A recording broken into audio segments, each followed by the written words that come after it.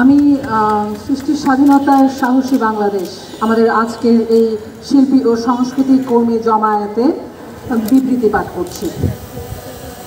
নতুন বাংলাদেশ, নতুন প্রত্যয়, মুক্ত চিন্তা ও রাষ্ট্র সংস্কারের ঐক্য গড়ি, সম্প্রীতি ও সংহতির দেশ গড়ি। আজ 10 আগস্ট 2024। বাংলাদেশের ছাত্র জনতার রক্তক্ষয়ী অভ্যুত্থানের মধ্য দিয়ে স্বৈরাচারী সরকার পতনের এই নব বিজয়ে আপনাদের বিপ্লবী অভিনন্দন। এই বিশেষ সময়ে আমরা স্মরণ করছি এই গণ অভ্যুত্থানের সকল শহীদকে, যাদের নির্বিচারে গুলি করে হত্যা করেছে স্বৈরাচারী সরকার। পৃথিবীর ইতিহাসে এটি একটি নজিরবিহীন হত্যাকাণ্ড। শুধু তাই নয়, জুলাই আগস্ট মাস জুড়ে তাদের পেটোয়া বাহিনী সহ আইন শৃঙ্খলা রক্ষাকারী বাহিনীর নির্বিচারে গণগ্রেফতার, গুম ও নৃশংস অত্যাচারে গুরুতর আহত হয়েছেন হাজারো ছাত্র জনতা। নির্মম দুর্ভাগ্য এই যে জাতি হিসেবে তাদের মৃত্যুর সঠিক পরিসংখ্যান ও নাম পর্যন্ত আমরা এখনো জানতে পারিনি। অভ্যুত্থান পরবর্তী অন্তর্বর্তীকালীন সরকারের কাছে আমাদের মূল দাবি, রক্তাক্ত জুলাইয়ের বৈষম্য বিরোধী ছাত্র আন্দোলনের সময়ে রাষ্ট্রীয় খুন ও সন্ত্রাসের কারণে যারা শহীদ ও গুরুতর আহত হয়েছেন তাদের পূর্ণাঙ্গ তালিকা তৈরি করে রাষ্ট্রীয় মর্যাদা দিতে হবে এবং আহতদের পুনর্বাসন করতে হবে। শহীদদের স্মরণে স্থাপন করতে হবে শহীদ মিনার। সর্বোপরি এই নৃশংস রাষ্ট্রীয় হত্যাকাণ্ডে সুষ্ঠু ও নিরপেক্ষ বিচার বিভাগীয় তদন্ত করে সকল অপরাধীকে আইনের আওতায় আনতে হবে।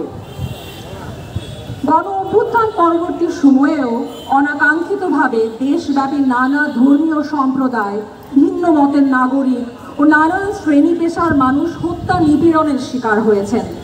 হামলা ও লুটপাট হয়েছে নানা ধর্মীয় উপাসনালয়, মুক্তিযুদ্ধের ইতিহাস ভিত্তিক স্থাপনা, ঐতিহ্যবাহী ভাস্কর্য, সংগ্রহশালা, জাদুঘর, স্মৃতিস্মারক সহ শিল্পী, গণমাধ্যম ও সংস্কৃতি কর্মীদের বাড়িতে।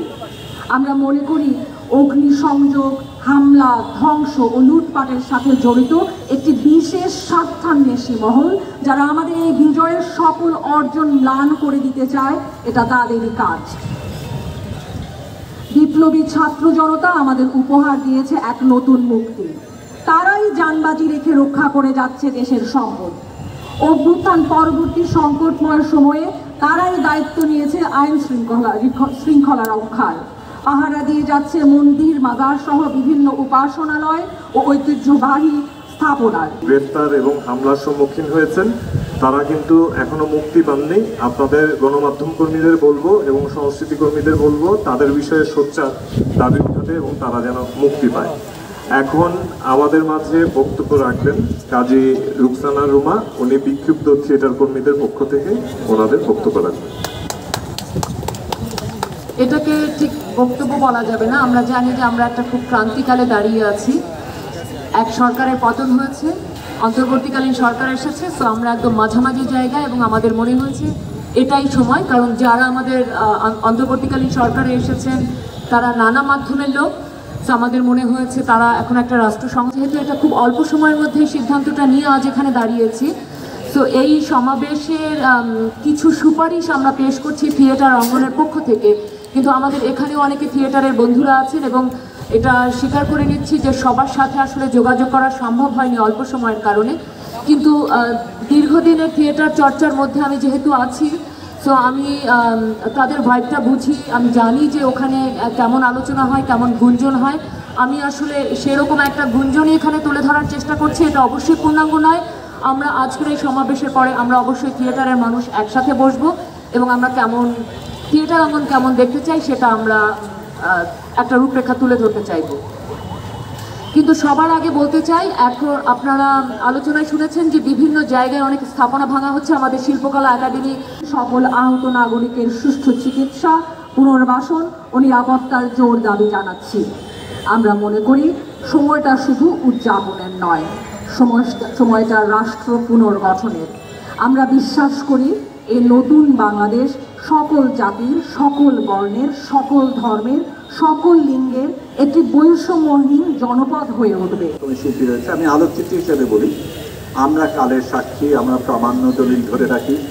এই মুহূর্তে এই ক্রান্তি লগ্নে অনেক কিছু হচ্ছে যেটা ধরে রাখা দরকার, অনেক কিছু হয়েছে যেটা আমরা ধরে রেখেছি, সেই জিনিসটা প্রমাণ করা দরকার। কারণ আমরা এখন যেই সময়ের ভিতর দিয়ে যাচ্ছি এটার অনেক রকমের অপব্যাখ্যা হচ্ছে, হবে, অনেক রকমের চেষ্টা হবে এটাকে ভিন্ন দিকে মোড় না নেবার।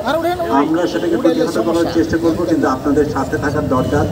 কারণ এই জায়গায় আমরা আসতে পেরেছি, এটা যেমন বিশাল একটা ঘটনা, এটাকে হারিয়ে ফেলাটাও একটা বিশাল ঘটনা হবে। এবং আমরা এই রকমের একটা সুযোগকে আর যাতে না হারাই, আমাদের দেশে আর কোনোদিন যাতে স্বৈরাচার, কোনো রকমের স্বৈরাচার না আসে সেটা চেষ্টা করি। কোনো রকমের পরিবার ভিত্তিক রাজনীতি যেন আমাদের আগ্রাসন না করে সেটা আমাদের দেখতে হবে। সত্যিকার অর্থে এটা একটা জনগণের বিজয়, এই জনগণেরই সেটা দখল করতে হবে। ধন্যবাদ।